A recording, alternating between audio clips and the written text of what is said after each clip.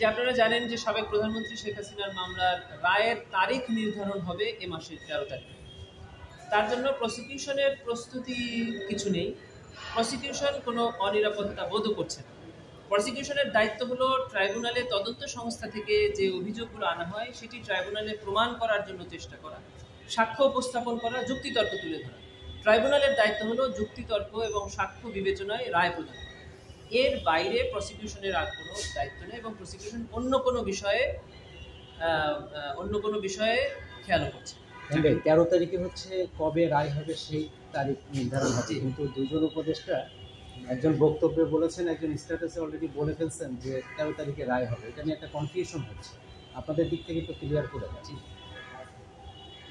আসলে আমাদের সাধারণত যে মামলাগুলো ট্রায়াল কোর্টে হয়, হাইকোর্ট ডিভিশনে হয়, সেখানে রায়ের তারিখ নির্ধারিত থাকে যে আগামী অমুক তারিখে রায়।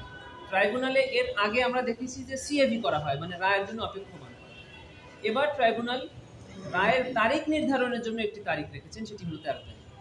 যারা রেগুলার প্র্যাকটিস করেন না অথবা এই কোর্ট এবং লয়ের সাথে সরাসরি সম্পৃক্ত নয়, তারা হয়তো একটু ভুল বুঝেছেন। আমি আপনাদের ক্লিয়ার করছি যে এই মাসের 13 তারিখে সাবেক প্রধানমন্ত্রী শেখ হাসিনার মামলার রায়ের তারিখ নির্ধারণ করা হবে।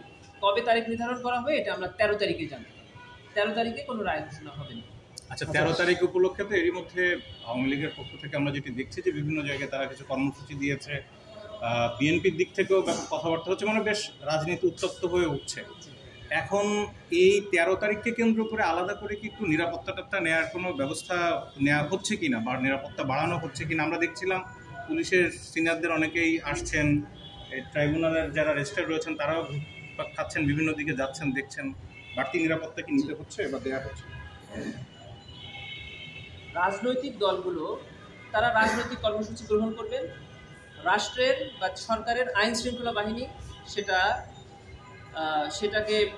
সেটার জন্য যথাযথ ব্যবস্থা গ্রহণ করবে। প্রসিকিউশনের সাথে এই রাজনৈতিক কর্মসূচি বা আইন শৃঙ্খলা নিয়ন্ত্রণের কোনো সম্পর্ক নেই। এ বিষয়ে আমরা কোনো মন্তব্য না। একটা বিষয় তো পরিষ্কার যে যত রাজনৈতিক পরিস্থিতি যাই হোক, মূল কাজটা তো আপনারা করছেন। সেই ক্ষেত্রে এই যে বিচারের মূল কাজটা আপনারা করছেন, আপনাদের উপর কোনো ধরনের থ্রেট বা আপনারা বা কোনো বাড়তি চাপ অনুভব করছেন কিনা এই পরিস্থিতির কারণে? না, প্রসিকিউশন এই পরিস্থিতিতে কোনো বাড়তি চাপ অনুভব করছে না। প্রসিকিউশন শুধু তাদের মামলা প্রমাণের জন্য আইনের মধ্যে থেকে সর্বোচ্চ চেষ্টা চায়। কোনো বাড়তি নিরাপত্তা দরকার নেই। যেহেতু ট্রাইব্যুনালের প্রসিকিউশন নিরাপত্তা এবং ট্রাইব্যুনাল নিরাপত্তা কিন্তু আপনার কাঁধে আসে, সেক্ষেত্রে বাড়তি নিরাপত্তা বিষয়টি আপনারা নিরাপত্তা চাঁদে ঘিরে ফেলা এরকম কিছু?